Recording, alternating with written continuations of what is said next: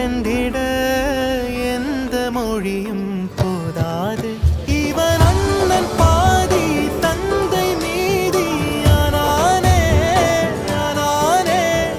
தம்பி என்ற நிலையை கடந்து போனானே போனானே.